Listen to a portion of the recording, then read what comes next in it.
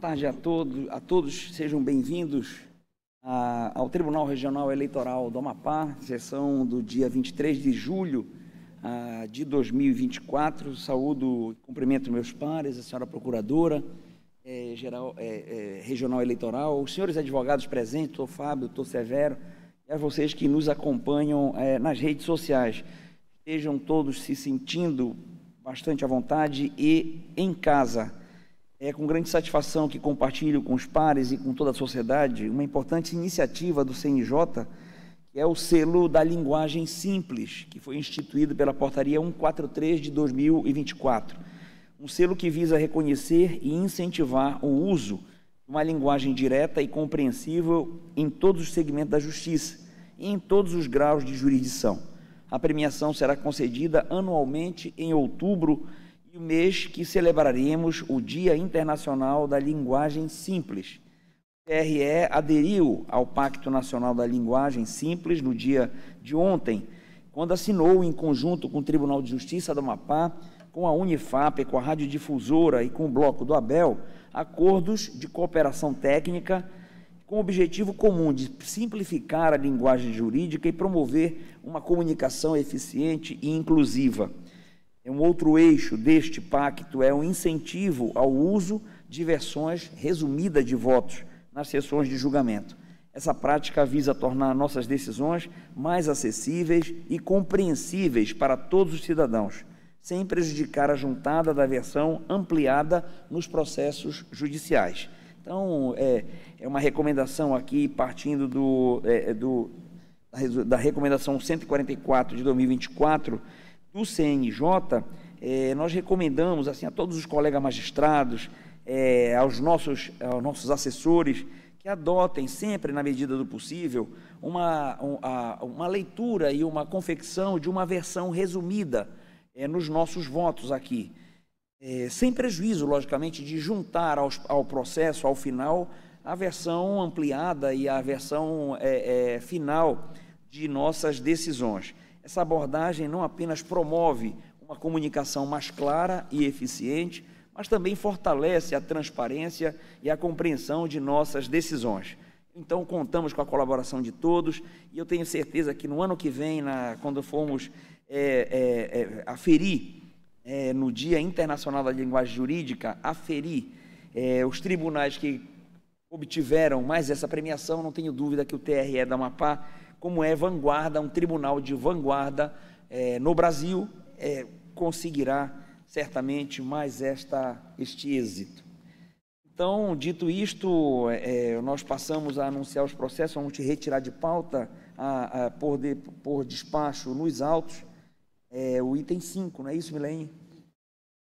Isso, está retirado de pauta a prestação de contas eleitorais 601.334 de 2022, cujo a interessada é Magdiel Eliton Aires do Couto. Aliás, é o interessado. Esse processo vai ser pautado, já tem data? Presidente. Não está pautado, então não tem data ainda, né? Os demais permanecem na pauta. Então, começaremos pela prioridade para dar possibilidade à CEJUDE de, até o dia 31, nós corremos com a publicação dos acordos. Em julgamento, o item 4 é a prestação de contas eleitorais 601.385 de 2022. A interessada é Márcia Regina Souza Gomes e o relator deste processo é o ilustre juiz Rivaldo Valente. Comporão a turma, junto com Sua Excelência, os juízes Carmo Antônio, Anselmo Gonçalves, Normande Souza, Tina Souza e Paola Santos, além de João Lage. Ilustre relator, boa tarde, Vossa Excelência está com a palavra. Obrigado, senhor presidente. Presidente, eminentes pares, doutora procuradora regional, ilustres advogados e advogadas presentes neste plenário, a todos que nos assistem de forma virtual pelo canal do YouTube, boa tarde. Senhor presidente, trata-se de prestação de contas de campanha de Márcia Regina Souza Gomes, candidata ao cargo de deputada federal pelo Partido Social e Liberdade PSOL das eleições de 22. As contas foram julgadas aprovadas com ressalva pelo acordo do TRE 8.015 de 2023. O Ministério Público Eleitoral interpôs recurso especial sustentando a ofensa ao artigo 37 da Constituição, ao artigo 275 do Código Eleitoral e aos artigos 489, parágrafo 1º, inciso 6º, e artigo 1022, inciso 1, 2 e 3 do Código de Processo Civil, e aos artigos 35, 44 e 60 da Resolução 23.607.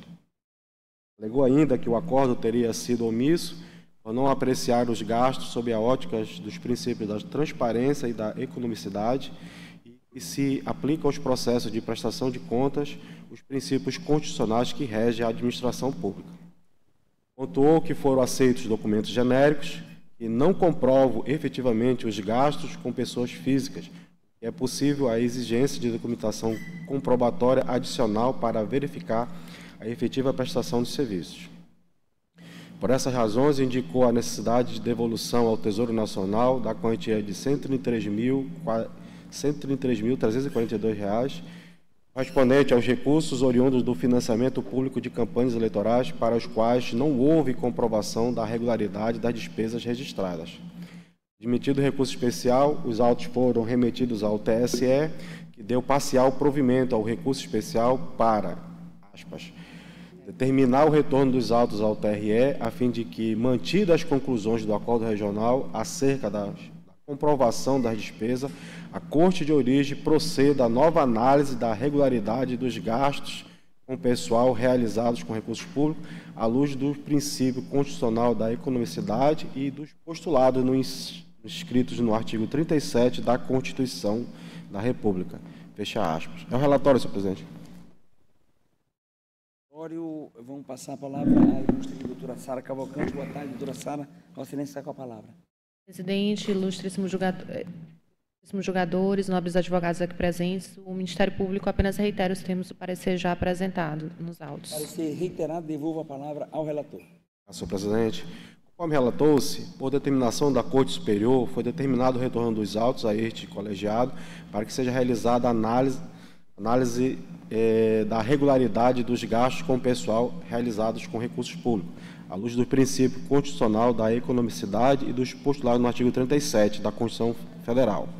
Alega o Ministério Público Eleitoral que as contratações de pessoal não observaram o princípio da economicidade, tendo em vista que os contratos apresentados para comprovar os gastos possuem cláusulas padronizadas, não indicando os locais de trabalho, as horas trabalhadas, a especificação das atividades executadas, bem como a justificativa do preço contratado. Por essa razão, pugna pela desaprovação das contas, assim como o recolhimento ao erário de R$ 133.250, montante referente a todas as contratações de pessoal, as quais reputas irregulares, por terem sido apresentados contratos com cláusula genérica. Pois bem, de início registro que comungo do entendimento firmado no acordo do TRE 8015 de 2023, de que a documentação comprobatória apresentada pela candidata foi suficiente para comprovar a regularidade desses gastos com o pessoal. Isso porque, para além dos contratos firmados entre a candidata e as pessoas físicas contratadas, observa-se que, para os gastos, emitiram-se notas fiscais, corroborando-se cada uma delas com respectivos comprovantes de transferência bancária e documento pessoal do contratado, de modo que não há qualquer prejuízo à transparência e à efetiva fiscalização dos recursos despendidos nestes casos. O fato de os contratos juntados nos autos conter cláusula genérica não é capaz de desabonar a confiabilidade da documentação idônea apresentada na forma do artigo 60, caput e parágrafo 1º, inciso 1º e 3º da resolução do TSE 23.607. Em relação ao descumprimento do disposto no parágrafo 2º do artigo 35 da norma citada, assinalo ainda que os contratos apresentados não imiscuem com rigor as informações acerca do local de trabalho, das horas trabalhadas, da especificação das atividades executadas e da justificativa do preço contratado. Observo que é possível verificar nos contratos juntados o atendimento parcial da norma, extraindo-se do contrato informações acerca da qualificação, atividade desempenhada e vigência do contrato de trabalho. Neste ponto, importa ressaltar que esta Corte entendeu para as eleições de 2022 que a ausência parcial de informações exigidas pela norma de regência é falha formal, no caso que não impedem a escorreta fiscalização das contas. E trago julgados desta corte, a relatoria do juiz Mário Júnior.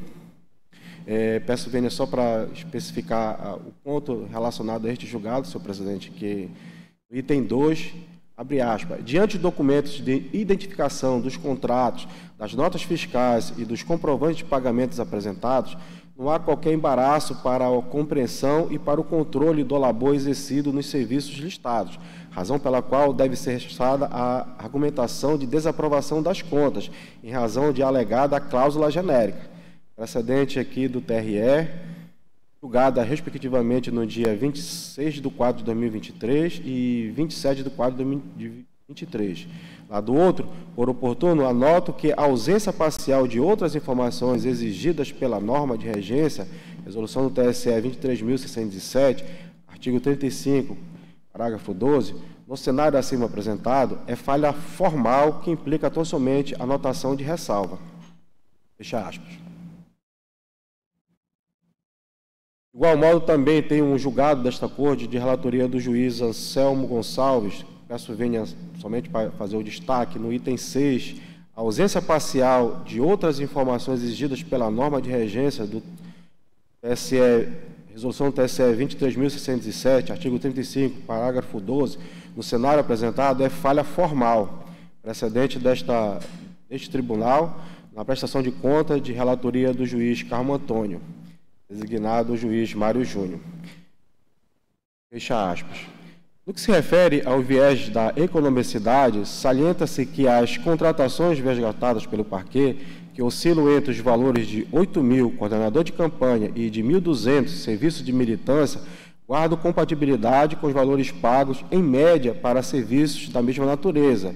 E no caso de coordenadores de campanha, que apresentaram pagamentos mais elevados, não transbordaram a margem de discricionariedade dada aos candidatos pela legislação eleitoral, não havendo elemento nos autos, além da mera presunção que lastreiem a alegação de anti-economicidade ou desvio de finalidade. Tomás releva notar que, como bem destacado no acordo anterior, a candidata, ao contratar 46 pessoas físicas, não extrapolou o limite de número de contratações, estabelecido no artigo 41 da resolução do TSE 23.607, e que para as eleições de 2022 no Estado do Amapá, para o cargo de deputada federal, era de 406 contratados. Diante desse cenário, forçoso o reconhecimento da inexistência de qualquer violação ao ditame da transparência, publicidade, razoabilidade e economicidade nos gastos impugnados pelo parquê e da regularidade formal e material deste. Diante disso, mantenho todos os termos do voto anteriormente prolatado, mantendo a aprovação com ressalvas das contas de Márcia Regina Souza Gomes, candidata ao cargo de deputada federal pelo Partido Socialismo e Liberdade, PSOL, nos termos do artigo 74, inciso 2º da resolução do TSE 23.607. É como eu voto, senhor presidente? Voto, então, pela aprovação. Aprovação com ressalvas, senhor presidente. Com ressalvas. Vota o juiz Carmo Antônio. Acompanhe, excelência. Acompanha o juiz Anselmo Gonçalves. Também acompanho, senhor presidente. Juiz Normande Souza. Eu também acompanho, excelência. Juíza Tina Souza. Com o relator. Paula Santos. Com o relator, presidente. Também acompanho e anuncio o resultado. TRE da Amapá, por unanimidade, aprovou com ressalvas as prestações de contas de Márcia Regina Souza Gomes, referente às eleições de 2022, nos termos do voto do juiz relator. Agora anuncio em julgamento, julgamento em conjunto, a AIG número 601.549 de 2022, a AIME 601.622 de 2022 e a AIME número 600.007 de 2023. É uma continuação de julgamento. Esse processo foi continuado ontem, já estamos no julgamento do mérito. No mérito, após os votos do relator desembargador Carmo, do juiz Anselmo Gonçalves, do juiz Paulo Madeira, julgando parcialmente procedente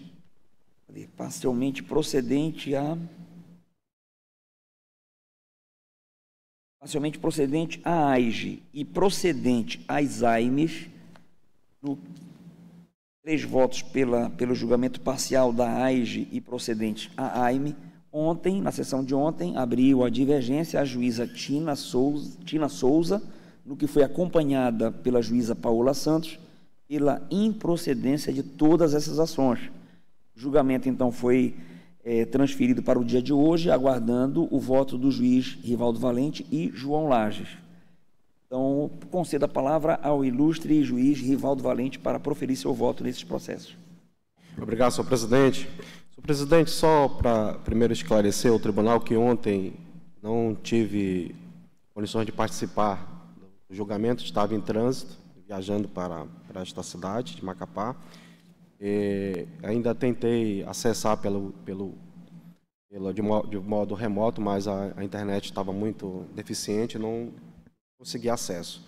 E hoje pela manhã tive a oportunidade de assistir a sessão gravada pelo canal do YouTube, até para conhecer os votos que foram pautados na sessão de ontem, voto inaugurado a divergência, inclusive inaugurado pela juíza doutora Tina, e o voto também da doutora Paola. Então, hoje me sinto seguro para trazer em mesa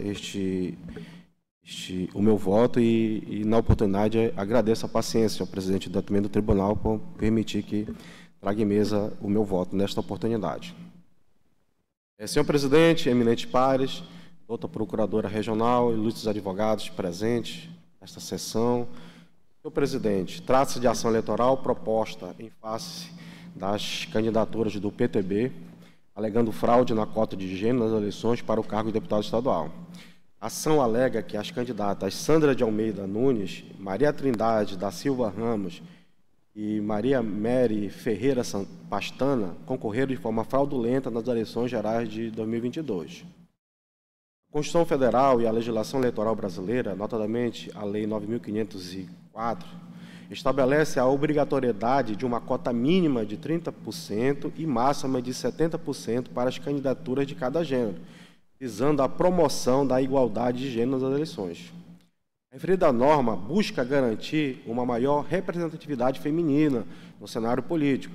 Para que se configure fraude à cota de gêneros, é necessário demonstrar que houve um ato deliberado do partido ou das candidatas visando burlar a referida exigência legal.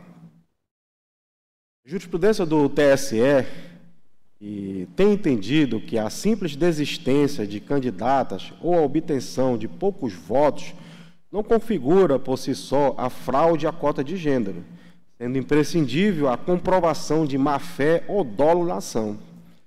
Analisando os autos e as provas apresentadas, verifica-se que houve desistência tácita da candidatura de Sandra, motivada por um fato de força maior, qual seja o desaparecimento de seu filho, que justificadamente a afastou da campanha eleitoral.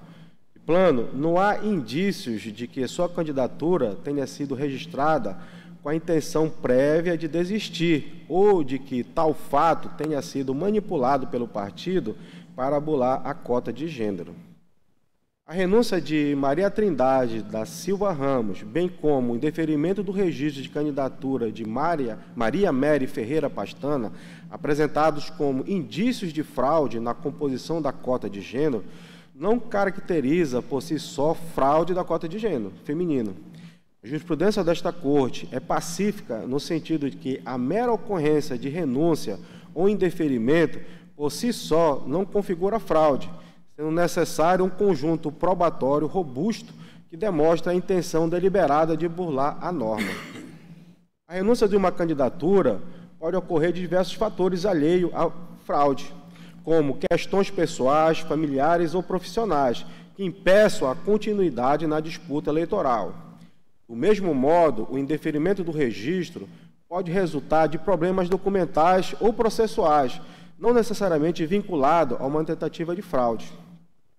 Além disso, extrai dos autos que a agremiação, malgrado tenha procedido à substituição das candidatas,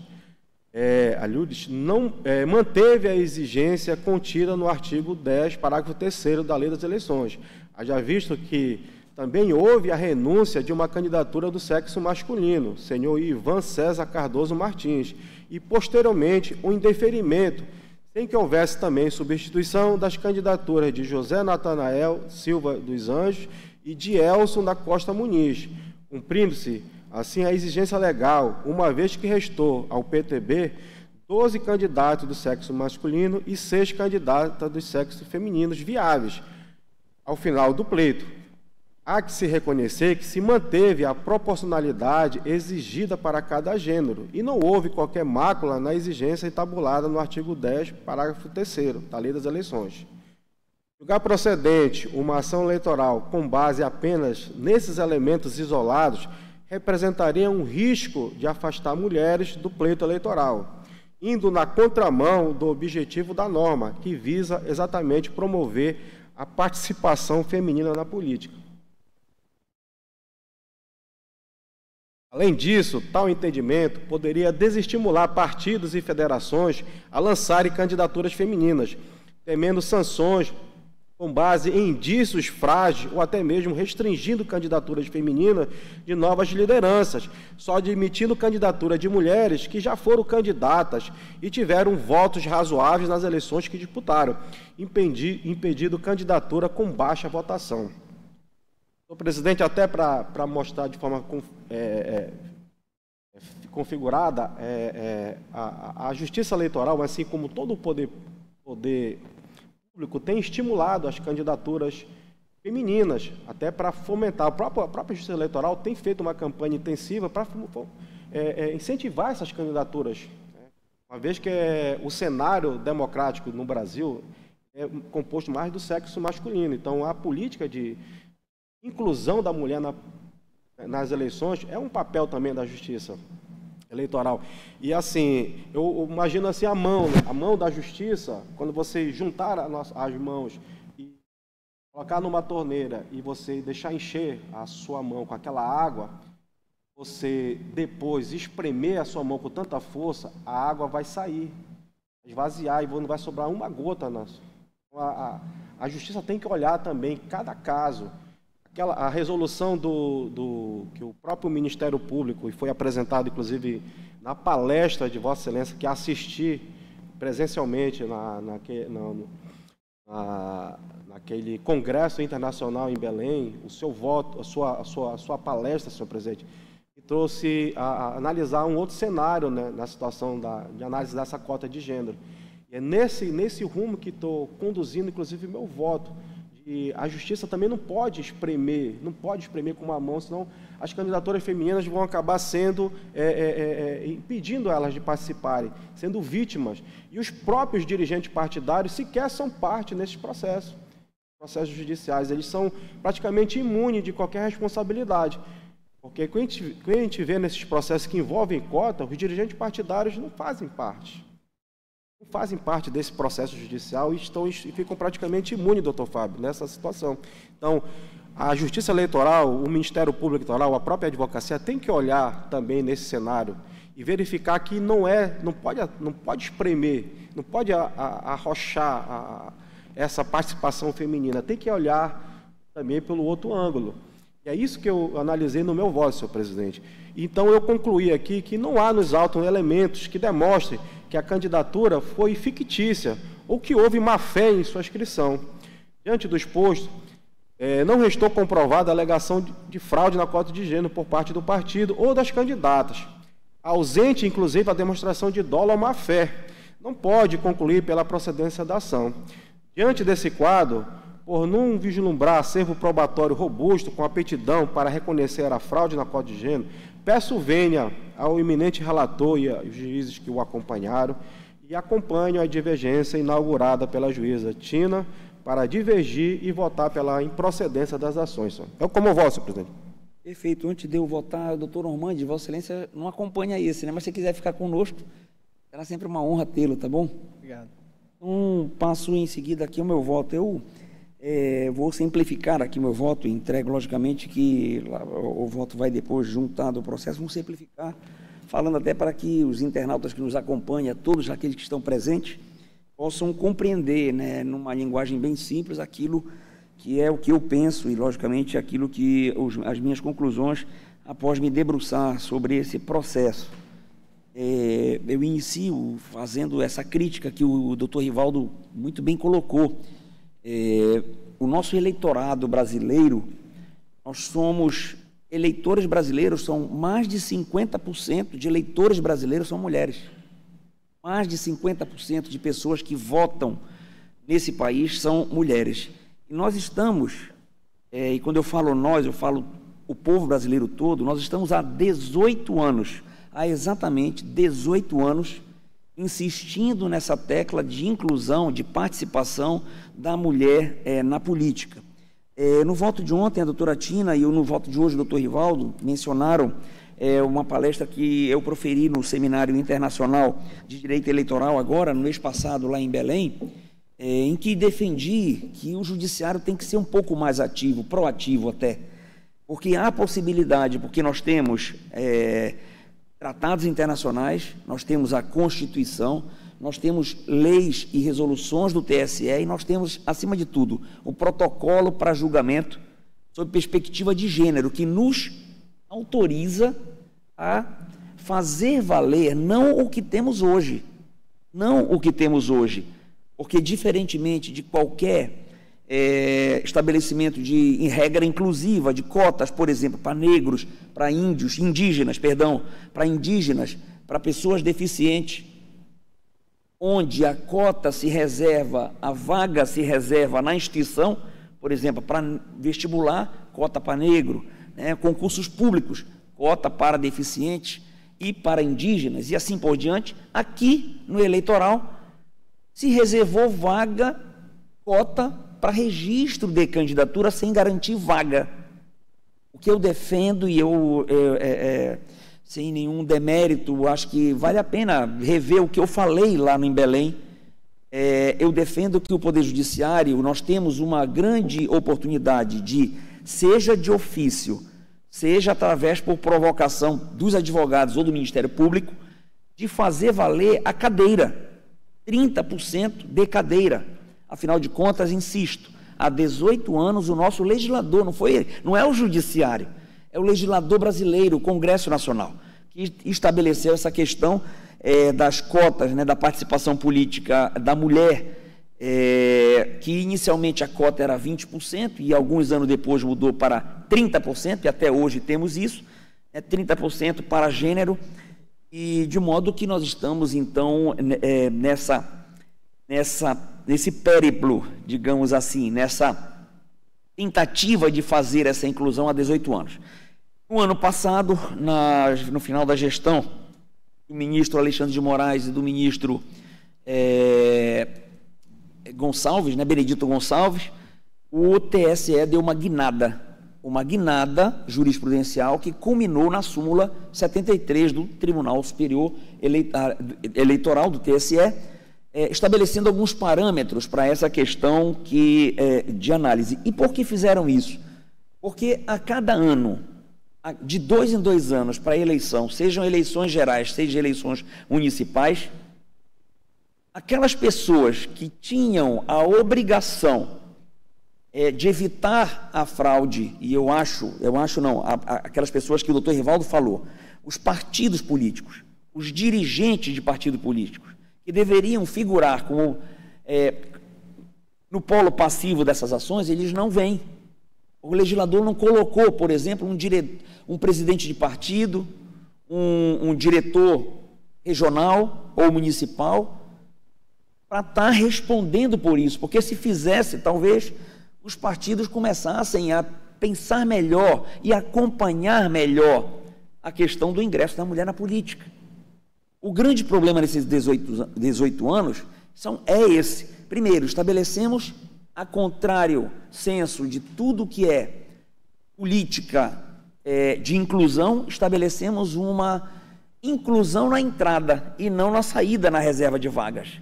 E segundo, não responsabilizamos os partidos, que são quem tem a obrigação de garantir a participação feminina e o registro adequado das mulheres na política. Eu faço essa crítica, e enalteço e agradeço a lembrança da palestra que proferi ali em Belém, tanto pela doutora Tina ontem, e hoje pelo doutor Rivaldo.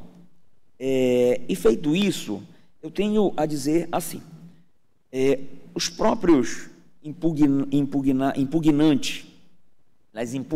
e investigados, eles dizem, né, que deve-se respeitar aquela condição do registro. O DRAP do PTB, quando foi registrado, no dia do registro, ele constava ali registrado, ou seja, o PTB fez uma convenção e trouxe para a Justiça Eleitoral 23 candidatos aprovados na convenção. Quando o PTB fez isso, o PTB ele escolheu 23 representantes do partido que disputariam o cargo de deputado estadual. Entre esses 23, nós tínhamos ali 15 homens e 8 mulheres. Essas pessoas e essa quantidade apresentada pelo partido representava exatamente, no caso dos masculinos, 65,22% da candidatura masculina. E no caso feminino, 34,78% das candidaturas femininas. Então, vejam, na hora que o partido propõe o DRAP, a cota está correta. Só que o DRAP, ele é um processo que a Justiça vai verificar se os candidatos apresentados, eles têm condições de elegibilidade, se eles têm alguma causa de inelegibilidade, vai aferir se essas pessoas, e vai aferir também a cota, se tem esse número, 70% masculino, 30% feminino. É nesse processo do DRAP, registro das candidaturas, que a Justiça Eleitoral se debruça. Mas, paralelamente a esse processo, a Justiça também se debruça nos RRC, nos Registros de Candidaturas Individuais. E o que é que acontece? Quando alguém é impugnado pelo Ministério Público, por exemplo, ou por algum partido, e a Justiça Eleitoral indefere, por exemplo, tem que se comunicar no DRAP. O partido ele é intimado e ele tem a opção, é opcional para ele substituir o candidato que foi impugnado, ou que desistiu, ou que renunciou, ou que faleceu. O partido ele é esclarecido. Ele tem que ser esclarecido para fazer essa mudança. E vejam, como o próprio... aliás, eu quero registrar assim, todo o empenho do doutor Fábio Lobato. Fábio, o senhor realmente é um advogado que merece de todos nós o melhor reconhecimento. O senhor veio 2 vezes comigo despachar esses processos, eu me debrucei em cima de todos os argumentos, né? E argumentos muito substanciosos, substanciais também para a resolução e, logicamente, formação do convencimento. E o próprio o advogado, representante dos impugnados, e dos investigados, ele trabalhou com essa ideia. O DRAP transitado em julgado, acabou. Se lá no DRAP foi transitado em julgado, não tem que a Justiça Eleitoral dizer que a regra do 70%, 30% não foi cumprida. Esse raciocínio do doutor Fábio está corretíssimo. O DRAP, se o partido apresenta 70% e 30% de candidatos, e esse número é adequado e compatível com a cota de cada gênero, transitado em julgado, ninguém mais pode dizer que é mais nem menos, tem que ser aquilo. E aqui reside o problema. Aqui reside o problema. Porque o PTB, ao apresentar o DRAP, ele apresentou 23 candidatos. Foram 23 candidatos. E em cima desse número total, que é 100%, nós temos que fazer a regra proporcional. À medida que vai desistindo gente, vai renunciando, vai acontecendo indeferimentos de registro da Justiça Eleitoral, à medida que isso vai acontecendo, compete ao partido preservar a cota, não em cima do número, fora daqueles que foram registrados. Então, vejam, no caso concreto aqui, foram registrados esses candidatos e, ao longo do caminho, Ivan César Cardoso Martins renunciou. Maria Meire Ferreira Pastana foi impugnada e foi indeferida o registro dela. Maria Trindade da Silva Ramos renunciou. Dielson Costa Muniz e José Natanael Lima dos Anjos foram impugnados. E depois Joaquina da Silva Ramos renunciou. Onde é que eu vou fazer a conta dos 70% e 30%? Eu diminuo desses candidatos que foram saindo ou eu considero aqueles 28 do DRAP? O partido deveria, pelo menos, penso eu, com todo respeito, de vir à Justiça Eleitoral e dizer: juiz eleitoral, não é para fazer eu não vou concorrer com 23 candidatos, porque teve gente aqui que desistiu, teve gente aqui que foi impugnada, teve gente aqui que renunciou. Eu vou concorrer com menos. E aconteceu isso, e o partido ficou omisso. O partido não fez essa comunicação à Justiça Eleitoral. E esse aqui é o problema. Então, a conta dos 70% e 30% deve ser feita levando em consideração o registro de 23 candidatos. Por causa, e aí, aqui é importante, e aí com todo respeito a todos que já votaram, do relator, e aí o meu voto aqui, eu quero integrar o voto do relator, mas o problema é que a resolução 23.609 de 18 de dezembro de 2019, que ninguém ainda não falou nela, que trata dos registros de candidatura, e foi alterada, pela resolução 23.675 de 2021, portanto, antes dessas eleições, ela diz bem claro para essas situações: o cálculo dos percentuais de candidatos para cada gênero terá como base o número de candidaturas efetivamente requeridas pelo partido, com a devida autorização do candidato ou candidata, e deverá ser observado nos casos de vagas remanescentes ou de substituição. A resolução do TSE não deixa dúvida, margem de dúvida nenhuma. O cálculo para tirar os 70% e 30%, o cálculo é feito no DRAP apresentado pelo partido. Repito, artigo 17, parágrafo 4º da resolução 23.609 de 2019, alterada, aliás, com a redação dada pela resolução 23.675, que diz que os cálculos dos percentuais de candidatos para cada gênero terá como base o número de candidaturas efetivamente requeridas pelo partido. É aí que eu faço a conta. E esta norma não foi considerada por ninguém até agora, nem pelos impugnados e investigados. Candidatos renunciaram, como eu falei. Vi as anotações, eu já falei deles todos aqui. O que os impugnados e representados pretendem é que a Justiça Eleitoral faça o cálculo de 70% a 30% a partir do remanescente, ou seja, de 12 homens e 6 mulheres, tirando aqueles que saíram renunciando ou desistindo, e não seriam, então, 23 candidatos, seriam 18, sem considerar a renúncia de Joaquina da Silva Ramos, porque ela renunciou sem comunicar ao partido, e a menos de 10 dias das eleições. Então, a defesa insiste nisso, fazer o cálculo em cima do remanescente, desrespeitando o próprio DRAP que transitou em julgado, sem considerar também o caso da Joaquina. É evidente que o cálculo não pode ser feito como pretende a defesa. Primeiro, porque o partido deve substituir os candidatos que renunciarem ou tiverem seus registros indeferidos ou cancelados. Isso é uma norma obrigatória que está no artigo 13 da Lei das Eleições, a Lei 9504. Deveria substituir, aí é que eu faço um poder-dever, porque quando se trata de cota feminina, o partido tem a obrigação de manter os 30%. E não pode deixar de observar que o número de candidatos que ele apresentou para registro tem que ter os 30% ali. Tinha que substituir e respeitar esses 30%, não subtraindo aqueles que foram saindo pelo meio do caminho, mas o número total que o próprio partido apresentou.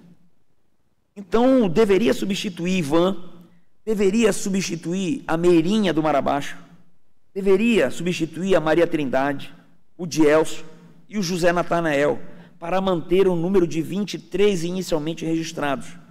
Ou, na pior das hipóteses, pedir para a Justiça Eleitoral homologar um número menor daquele que foi proposto na inicial do DRAP. Mas o que aconteceu nos autos?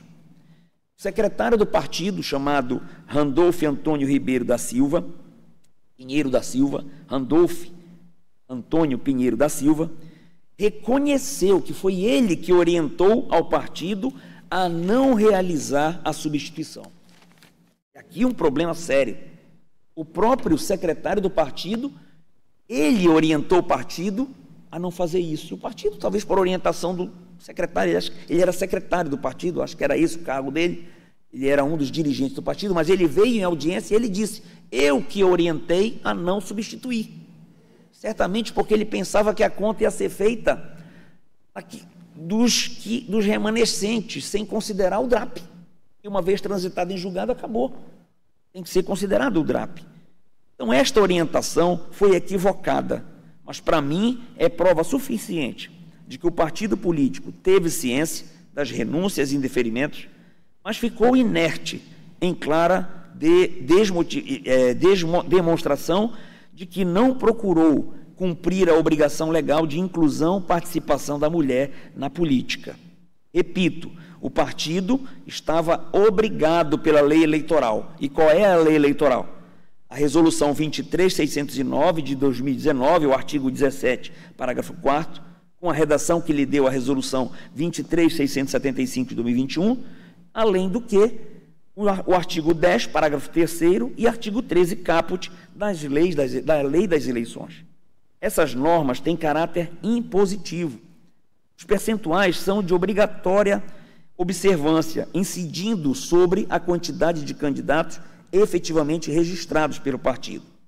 Então, foi a orientação errada do Randolfo, que certamente ocasionou todo esse desconforto ao partido. Para mim, portanto, está claro que houve fraude, sim, à cota de gênero, a partir da omissão na substituição, deixando transitar em julgado o DRAP sem priorizar a participação feminina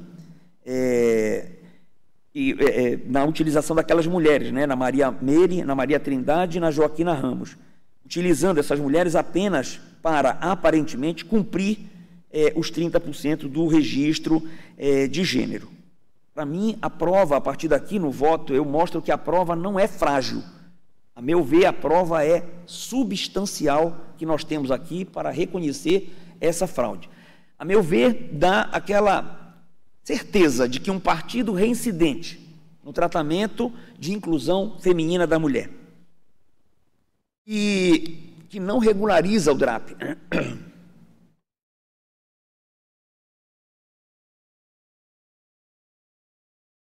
e ao invés de substituir as candidatas que vão saindo por outras, faz as substituições, como eu já vou falar que aconteceu aqui, não, que deixa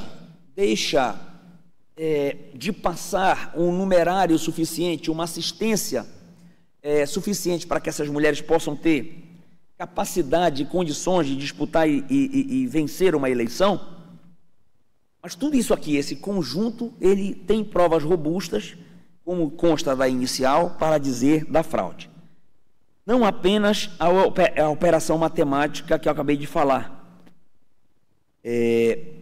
mas a omissão partidária firmam a minha convicção para afirmar isso, que neste caso ocorreu a fraude prevista no artigo 10, parágrafo 3º.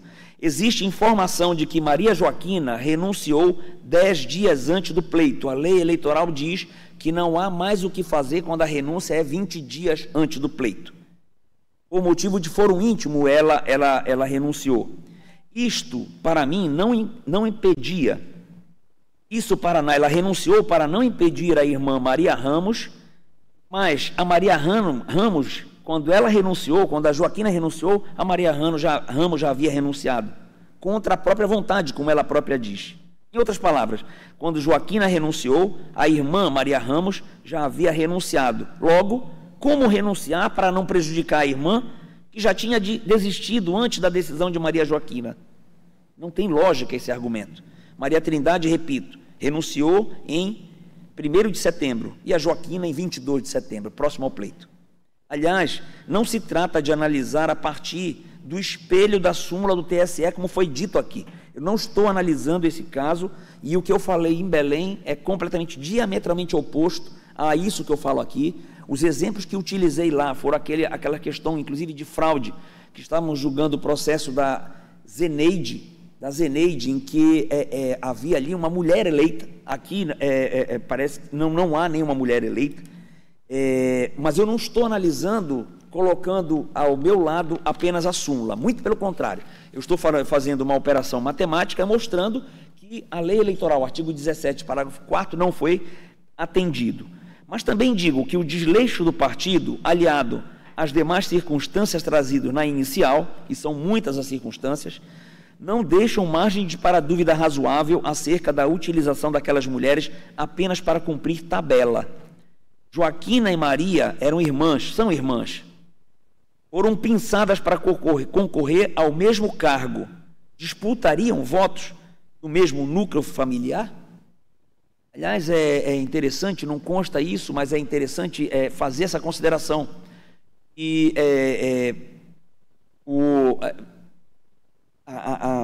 havia a possibilidade de, foi dito pela defesa, que pinçaram a Joaquina, que estava concorrendo a deputado federal, quando a irmã saiu, puxaram para deputado estadual, não bate com a situação de uma renúncia, né, da primeira, por motivo de foro íntimo, e da segunda, renunciou depois daquela que havia renunciado, porque poderiam, ao invés de colocar uma irmã e outra irmã disputando o mesmo cargo, poderiam substituir por uma outra candidata, uma outra mulher, que não duas irmãs da mesma família. Isso é um dos motivos. Outro, informação de que remanejaram para deputado federal, para estadual, o partido tinha que substituir por outra mulher, acabei de falar. Isso porque a jurisprudência do TSE, referida na inicial, o RESP 600.655 de 2020, aliás, parabenizar, doutora Sara, pela inicial, pela robustez, pelo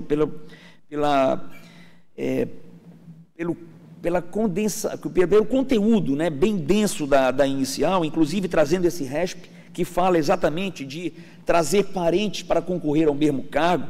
O TSE diz que isso é indício, e no caso aqui, uma quase certeza de fraude, realmente, quando você pega pessoas da mesma família para concorrer ao mesmo cargo, num caso dessa questão de cota, RESP 600.655, 2020. Isso não pode acontecer, segundo a jurisprudência do TSE.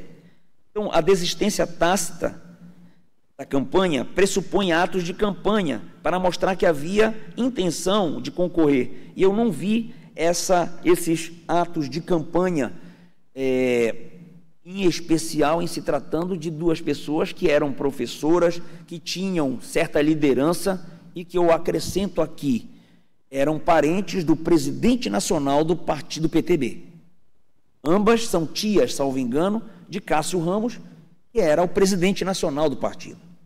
Então não faz sentido essas desistências, essa demonstração de falta de campanha e esse parco valor, essa prestação de contas consta da inicial e de todo o processo.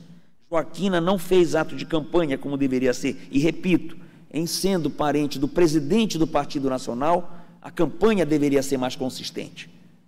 O partido não lhe deu recursos para concorrer, recursos que deveriam ser melhores canalizados. Há uma reclamação, há uma notícia no processo dizendo que não chegou verba numerária e por isso uma desistiu, a outra acabou, enfim.